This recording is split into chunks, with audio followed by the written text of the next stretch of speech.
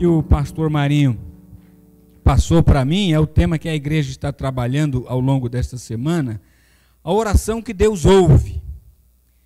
E eu queria ler com você o Salmo 88:2, que é a divisa dessa semana de oração, e a gente conversar um pouco a respeito desse assunto tão desafiador, tão necessário, tão presente na vida do crente, que é a oração. Então eu vou ler aqui, você já conhece, eu vou ler na minha Bíblia, não sei se está igual a leitura que foi projetada, mas o Salmo 88:2 diz: que a minha oração chegue à tua presença, inclina os ouvidos ao meu clamor. Segundo o que está aqui no programa, chegue a minha oração perante a tua face, inclina os teus ouvidos ao meu clamor. Vou ler outros trechos também ao longo da minha palavra, mas para começarmos, gostaria de ler esse salmo. E para tanto eu queria mais uma vez orar, porque a gente tem um culto de oração e não orar é a mesma coisa que chamar para tomar um café da manhã e não colocar água para ferver, né? A gente tem que participar. Eu precisava orar com você mais uma vez. Como você está mesmo? Abaixa a sua cabeça e vamos orar mais uma vez. Deus, nosso Pai, muito obrigado, Senhor, por esse tempo juntos aqui como igreja. O mais empolgante dessa reunião é que o Senhor está no meio de nós, Deus. Nós não estamos aqui, ó Deus, lendo um livro religioso ou praticando a nossa religiosidade apenas. Nós estamos aqui, ó Deus, porque nós servimos e amamos a um Deus vivo e verdadeiro, e que se preocupa conosco, e quer se aproximar de nós a cada dia, por meio da palavra, por meio da comunhão e da adoração, e nos ensinar. Então, Deus, ensina-nos mais um pouco hoje, preenche esse nosso coração carente de Deus, carente de compreender esse mistério que é a oração um pouco mais. Pedimos essa tua bênção sobre a nossa vida, no nome de Jesus. Amém. Meu irmão, oração é um assunto que a gente às vezes gosta muito de falar, mas eu creio que muitos de nós aqui têm muita dificuldade em viver. Oração é um assunto que está na minha lista dos assuntos que eu evito pregar. Eu vou deixando esse assunto da oração lá para o final da minha lista. Eu prego sobre nova vida, sobre santidade, sobre o Espírito Santo, sobre o valor da palavra, sobre testemunho cristão. E quando eu vou olhar os sermões que eu preguei no ano, no mínimo, sei lá, uns 50 sermões, preguei um sobre oração. E eu fico me perguntando por que esse tema acaba sendo preterido por mim e às vezes por alguns dos meus colegas. Eu acho que no meu caso, por exemplo, é porque eu não me considero um exemplo de homem de oração. Eu fico com a impressão de que eu ainda estou aquém daquilo que Deus espera de mim em termos de oração. Então, quando eu recebo um desafio como esse que recebi do pastor Marinho, de falar sobre a oração que Deus ouve, eu tive que parar e pensar um pouco a respeito da minha experiência de oração e checar na minha experiência quais foram as orações que Deus ouviu. E cheguei a uma conclusão: Deus ouviu todas as minhas orações. Todas. Até aquelas infantis, aquelas frutos de uma mente imatura, aquelas orações até ridículas, Deus ouviu. Porque cá entre nós, irmãos, às vezes a gente faz umas orações que só Jesus na causa, né? A gente tem coragem, irmão, de fazer aquele tipo de oração assim: Senhor, sábado minha filha vai casar. Será que o senhor poderia mandar um sol sobre o sítio? Porque se chover vai estragar a festa. Já fez esse tipo de oração? Você já fez esse tipo de oração que eu sei.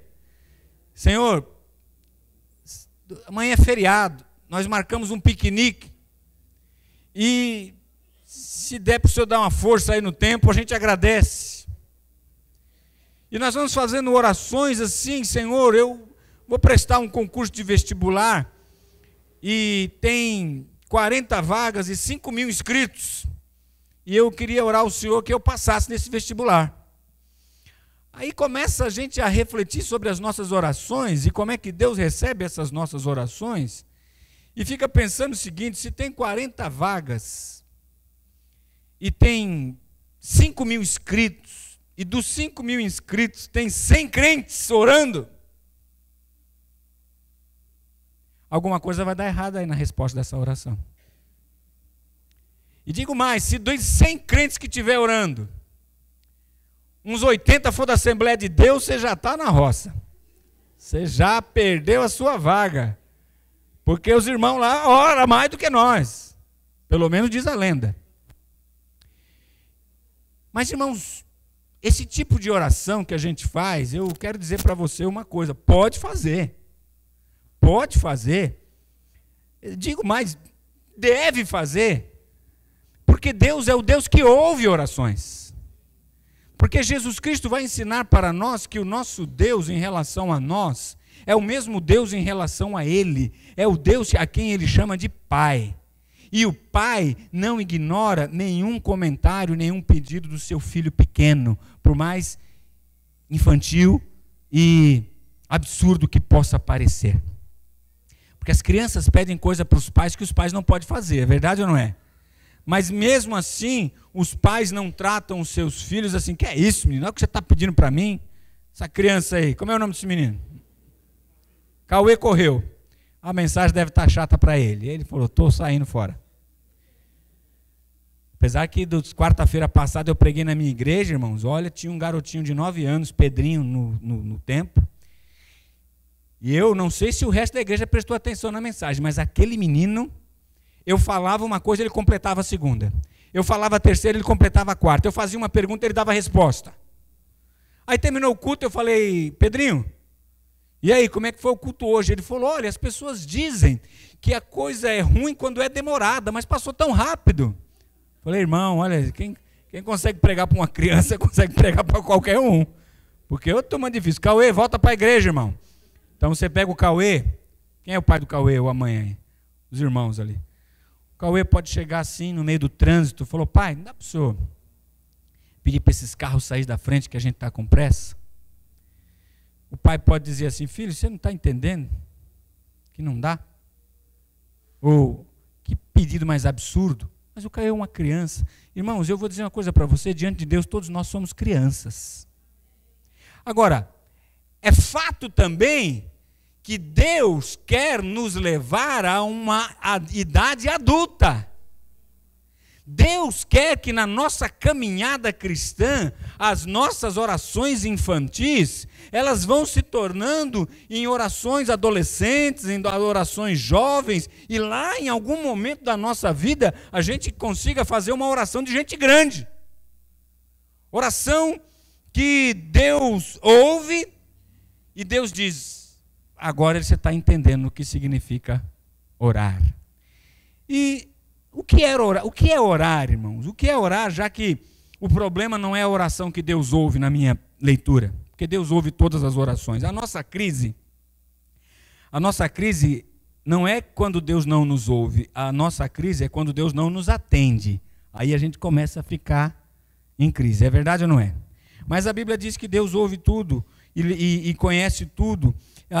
O Provérbios 15:3 diz que os olhos do Senhor estão em todo lugar, contemplando os maus e os bons. Deus está vendo o que está acontecendo, Deus conhece os nossos corações, e a Bíblia vai dizer para nós que há orações que Deus dá ouvidos. Ele para ouvir e ver o que está sendo pedido. Por exemplo, lá em 1 Pedro 3,12, os olhos do Senhor estão sobre os justos e os seus ouvidos atentos às suas orações. Deus ouve atentamente, é isso que está escrito aqui em 1 Pedro. Porque não é como alguns maridos, como alguns de vocês, não eu, que a mulher às vezes está falando uma coisa e o camarada está com a cabeça no mundo da lua. Eu também sou assim. Lá em casa, para resolver esse problema, há muitos anos atrás, porque eu já estou casado agora em setembro, faz 27 anos, mas nos primeiros anos do meu casamento eu tive que estabelecer uma regra lá em casa. Quando a minha mulher falar comigo na frente da televisão, eu tenho que desligar a televisão. Porque o homem, ele é biprocessado, só funciona 2 polos, ligado e desligado. Não tem condição de fazer. Então, quando a minha mulher falava comigo com a televisão ligada, eu não dava atenção para ela. Podia estar passando o pica-pau, eu estava prestando atenção no pica-pau e não prestava atenção na minha mulher. Aí nós brigamos no começo do casamento. Eu falei, amor, você tem que mudar. Eu falei, eu não mudo, é mais fácil eu desligar. Mas Deus não é assim. A Bíblia diz em 1 Pedro 3,12 que Deus, com os seus ouvidos, está atento às nossas orações. Irmãos, eu creio, desde que eu cheguei aqui, primeiro eu fiz uma oração aqui na frente. 1 Pedro diz para mim que Deus estava atento à oração que foi feita nesse lugar. Tudo que foi dito, tudo que estava no seu coração, tudo que estava no meu coração, Deus não estava cuidando de uma outra galáxia, ou preocupado apenas com a guerra que está acontecendo do outro lado do mundo, ou ouvindo apenas orações daqueles que estão nos hospitais, num leito de morte. Não, Deus estava com o seu ouvido às orações que se fazem nesse lugar. Porque Deus ouve a oração. Depois nós oramos de novo pelos dízimos, depois nós oramos novamente pelas necessidades, pelo momento de gratidão. Orei agora há pouco sobre essa palavra, e a Bíblia vai dizer para nós que o nosso Deus é um Deus que ouve a oração. O problema é que, às vezes, e não são poucas as vezes, Ele não está comprometido em fazer tudo aquilo que se pede em oração. Por quê? Porque nós precisamos entender primeiro o que é orar. O que é orar e o que se pretende quando a gente faz uma oração. Aliás, antes de tratar do assunto o que é orar, a gente precisa fazer uma pergunta para nós: por que orar? E eu vou dar uma resposta só, o resto a gente pode ficar aqui com algumas noites de oração estudando sobre esse assunto. Mas uma resposta me ajuda a chegar nas outras. Por que orar? Porque Jesus Cristo mandou orar. Pronto, acabou, falei. Jesus mandou orar. O apóstolo Paulo nos incentivou a orar. Jesus mandou orar quando ele diz: buscai e achareis, batei e abri-se-vos-á. O apóstolo Paulo, em 1 Tessalonicenses, ele vai dizer para nós: orai sem cessar. Por que orar, irmão? Porque a Bíblia manda orar. Porque Deus manda orar. E se Deus pede alguma coisa para nós, é porque Ele sabe que aquilo será bom para nós, aquilo será necessário para nós. O resto a gente discute em outros sermões, mas vamos orar porque Deus mandou orar. Agora, o que é orar? Aprendi aqui com algumas mensagens que eu vi do pastor Ed René, que ele tem tratado muito sobre esse assunto, e algumas coisas que aprendi com ele, queria compartilhar com os irmãos, pelo menos algumas, quando ele diz para nós que orar é despejar tudo diante de Deus. Orar é ter uma conversa com Deus sem barreiras, sem limites, sem regras, sem escolher palavras, sem ficar preocupado se Deus vai gostar ou não da nossa oração, sem ficar preocupado se nós vamos ofender a Deus com alguma coisa que a gente disse ou com alguma coisa que a gente deixou de dizer, porque não tem problema para Deus. Sabe por quê? Porque Deus conhece o nosso coração. Se você está com raiva, e você vai de joelhos diante de Deus dizendo: Senhor, como eu amo essa igreja, Deus vai dizer para você: mentiroso, está com raiva da igreja. Senhor, abençoa o pastor Marinho, aquele santo de Deus. Deus vai dizer: mentiroso, você está com raiva do pastor Marinho. É mais fácil você abrir o seu coração diante de Deus e dizer: Senhor, estou com raiva da igreja, estou com raiva do pastor Marinho, não estou entendendo nada, não concordei com isso, não concordei com aquilo, e você vai despejando diante de Deus, você vai despejando diante de Deus, você vai colocando o seu coração diante de Deus. Aí quando você estiver com o coração bem vazio das suas angústias, aí você vai se sentir mais aliviado e vai dizer: Senhor, falei. Aí Deus vai dizer para você: agora posso eu falar? Posso eu entrar na sua história? Posso eu entrar no seu drama, na sua angústia e mostrar algumas coisas que você não está conseguindo enxergar por causa do ódio, por causa da mágoa, por causa da dúvida, por causa do medo, por causa do ressentimento, mas você precisa ter a coragem de colocar tudo diante de Deus, porque Deus não fica chocado com nada. Não tem escândalo que escandalize Deus, sabia? Deus sabe todas as coisas. Uma coisa que eu tenho aprendido como pastor, e tem dado certo por enquanto até agora, é não me escandalizar com quase nada. Porque, como disse Sêneca, e isso eu aprendi com o pastor Ed, não li o Sêneca, sou humano e nada do que é humano me assusta. O ser humano é capaz de tanta coisa, gente. E como pastor, a gente tem que ouvir algumas coisas no gabinete que acontece na vida dos irmãos da igreja, que quando eles têm coragem de procurar o pastor e abrir o seu coração, é uma bênção. Porque ele, por dois motivos pelo menos, porque ele teve coragem para abrir o seu coração e porque ele confiou no seu pastor. E se o seu pastor for alguém que se escanda, é mesmo, irmão, misericórdia, a pessoa nunca mais vai procurar o pastor.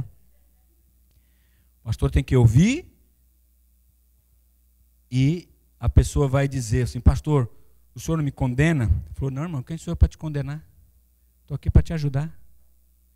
Se a gente tem que fazer isso com o pastor, imagina com Deus.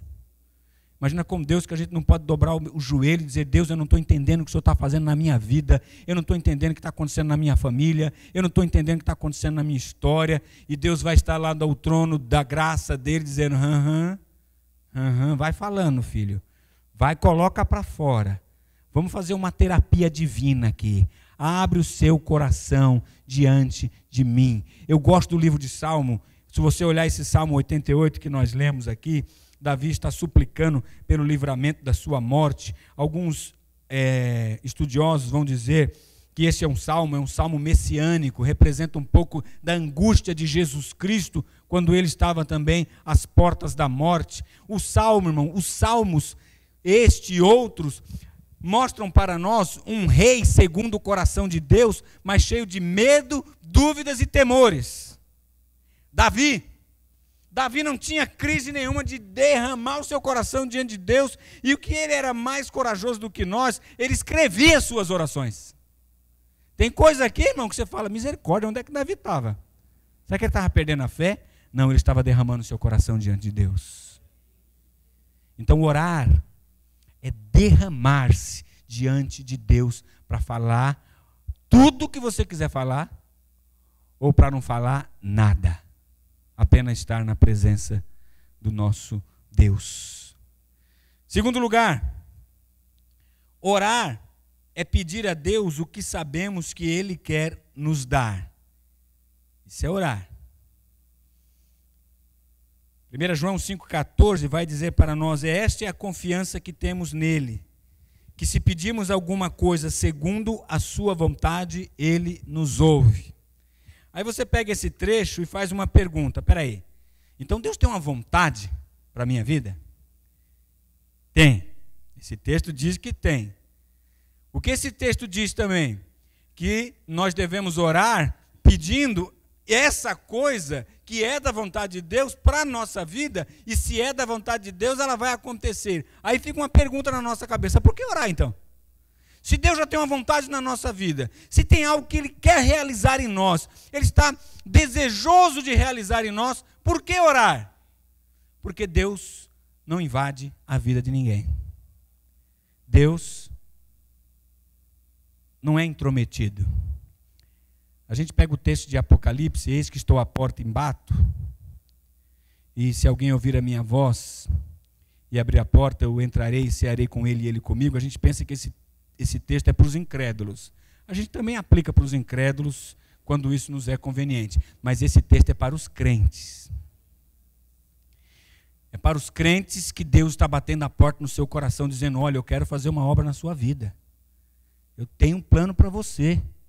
E orar segundo a vontade de Deus é tentar aprender a submeter a nossa vontade à vontade de Deus, porque Deus não vai fazer se a gente não quiser que Ele faça.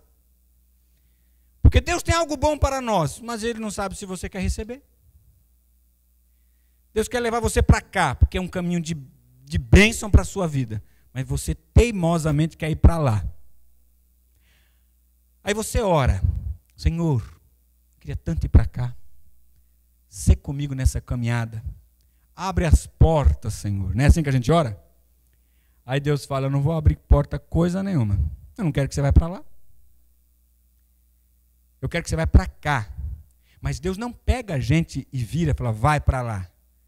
O segredo da oração está em ficar orando, tentando descobrir qual é a vontade de Deus, e isso não é uma coisa tão simples, não é verdade, irmãos? Porque a gente não tem bola de cristal, a gente não tem urim, tumim, a gente não tem dados, a gente não tem aquela sorte que é lançada no regaço e do Senhor vem a procedência dela. Não, irmão, a gente tem a oração, tentativa e erro. Então o que é orar? É enquanto tenta dizer, Senhor, seja feita a tua vontade na minha vida e não a minha. E a gente vai orando. E a gente vai orando.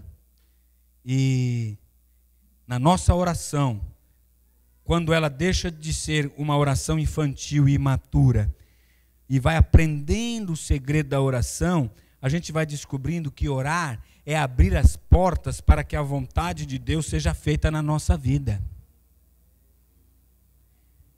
Não é verdade, irmãos? Não sei se você concorda comigo, mas comigo tem sido assim. A gente insiste numa coisa que Deus quer nos dar outra. E Deus vai atender a oração, desde que ela seja compatível com a vontade dEle. Digo uma coisa para você, graças a Deus, que Deus não atende todas as nossas orações, viu, irmãos? Se Deus fosse atender todas as nossas orações, eu acho que alguns de nós nem estaríamos aqui hoje à noite. Porque nós pedimos uma coisa que nos faria mal, Deus não nos deu, porque Deus quer o nosso bem. Mas pastor, como é que eu orei para ser curado e não curou? Irmãos, nós não entendemos todas as coisas de Deus. E Deus não tem um compromisso de realizar a nossa vontade, Ele tem um compromisso de realizar a vontade dEle. E orar é pedir a Deus o que Ele quer nos dar. E isso me leva, ao terceiro lugar, a entender que orar é submeter a nossa vontade à vontade de Deus. Você tem uma vontade de fazer alguma coisa que é a bênção de Deus? Todo mundo tem, não tem? Por isso nós estamos aqui no culto de oração. Temos uma vontade. Temos.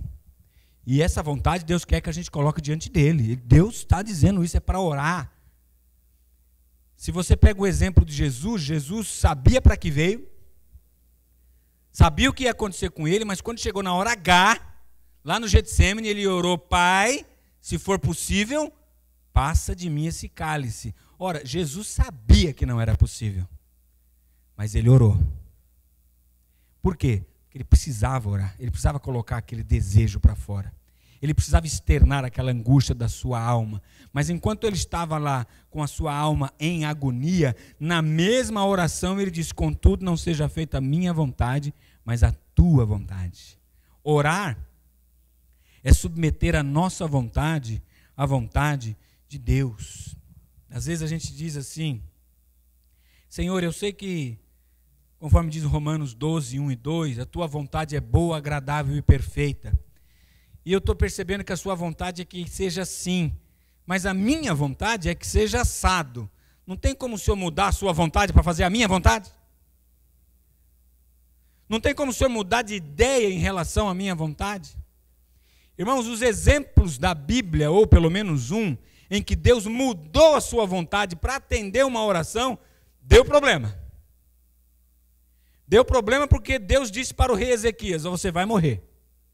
Já está decretado, estipulado, vai colocando em ordem a sua vida, vai pagando as suas contas, vai fazendo o seu testamento, vai despedindo da família, porque você vai morrer.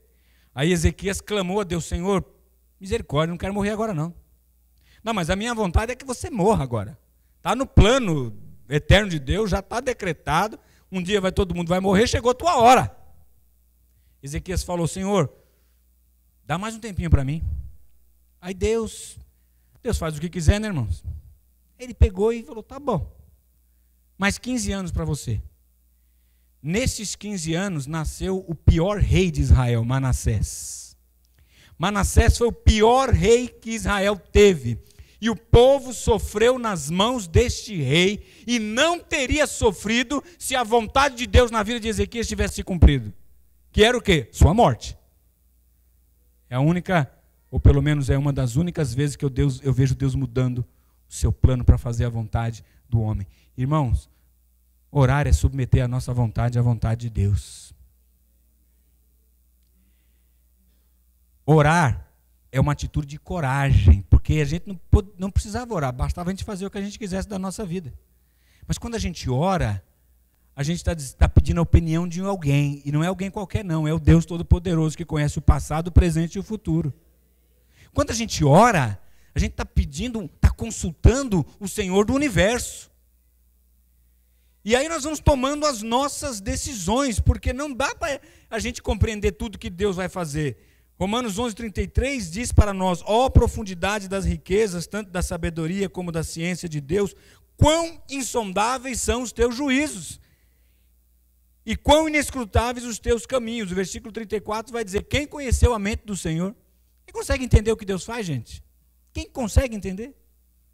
Às vezes, na caminhada da nossa vida, a gente fala: ainda bem que Deus me guiou e eu fui abençoado aqui. Ainda, olha, desobedeci a Deus, me compliquei acolá. Deus sabe todas as coisas. E a gente vai caminhando e vai aprendendo a submeter a nossa vontade à vontade de Deus. Mas em quarto lugar, orar é aprender a desejar.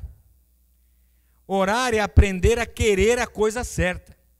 O Salmo 37, versículo 4, você conhece de cor: deleita-te no Senhor e Ele considerará os desejos do seu coração. E você fala: esse pastor, é esse versículo aí? É esse que eu uso para a minha vida.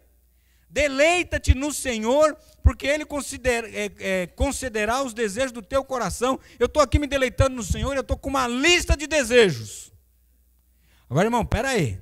Vamos corrigir uma coisa aqui. Deus não é Papai Noel. Amém? Deus não é Papai Noel. Os crentes às vezes pensam que Deus é Papai Noel. Faz a lista, fala: Senhor, está aqui, ó. Para o Natal, de preferência. Ou então, a gente pensa que Deus é o gênio da lâmpada. Falou: eu não queria muito de Deus não. Se Deus me pedisse 3 desejos, eu já resolvi a minha vida. Irmãos, mas Deus nem é Papai Noel, nem é gênio da lâmpada. Deus é Deus. Ele não quer dar coisas para nós. Ele quer desenvolver alguém em nós. Deleita-te no Senhor é o pré-requisito para que Deus conceda os desejos do nosso coração. E conclusão que se chega desse versículo é o seguinte: só tem um jeito de conseguir aquilo que está no nosso, alcançar os desejos do nosso coração. É que quanto mais a gente se deleita no Senhor, mais o nosso coração vai desejando as coisas que Deus quer que a gente deseje. Quanto mais a gente se alegra em Deus, mais o nosso coração vai sendo substituído por desejos de Deus para a nossa vida. Mas aí você precisa comigo, juntos, deleitar no Senhor, porque a gente aprende a desejar a coisa certa. Tiago 4. De onde vêm as guerras e pelejas entre vós? Porventura não vem disto? A saber, dos vossos deleites que nos vossos membros guerreiam? Irmãos, qual é o nosso deleite? Coisas que satisfazem a nossa alma e a nossa carne. O salmista vai dizer: não deleite-se nos seus desejos, deleite-se no Senhor. Aí ele fala: cobiçais e nada tendes, matais e sois invejosos e nada podeis alcançar, combateis e guerreais e nada tendes, porque não pedis. E quando vocês pedem, vocês não recebem. Por quê? Porque pedem mal. Por quê? Porque é para gastar nos vossos deleites. Tiago capítulo 4, versículo 1 a 3. Não tem porque não pede porque não sabe pedir. Quando pede, pede mal para gastar nos vossos deleites. Deus não vai dar coisas que sirvam apenas para satisfazer o nosso ego, a nossa satisfação pessoal. Aí você fala: então Deus é mau. Deus é estraga prazeres. Sim, é verdade. Até a página 2. Deus é estraga prazeres do mundo para nos dar prazeres celestiais. Você fala assim: puxa vida, eu não vou nem pedir para Deus para ele me ajudar a namorar aquela moça, porque é muita areia para o meu caminhãozinho. Vou nem pedir. Eu já sei até a vontade de Deus, a Bíblia diz que a vontade de Deus é boa, mas não está sendo boa para mim. Então não vou nem orar. Seria bom demais. Aí você não ora. Às vezes não dá essa sensação que Deus estraga prazeres? Eu não vou nem orar por esse emprego, porque Deus tem para outro, mas não tem para mim. Irmãos, Deus é bom. Repita comigo, Deus é bom. Deus é bom, irmão. Coloca tudo diante dele e peça para ele ajudar a guiar o seu coração.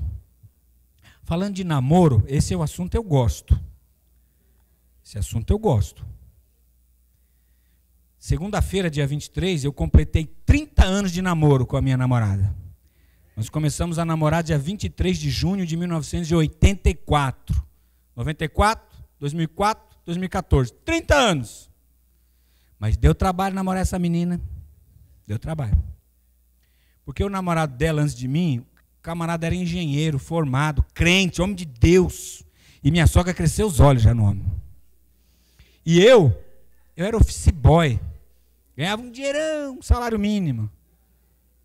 E eu cresci os olhos na minha futura namorada e agora esposa, graças a Deus, a nosso Senhor Jesus Cristo. E eu fiquei só por ali, né, gente? Só rodeando. Mas tinha uma vantagem.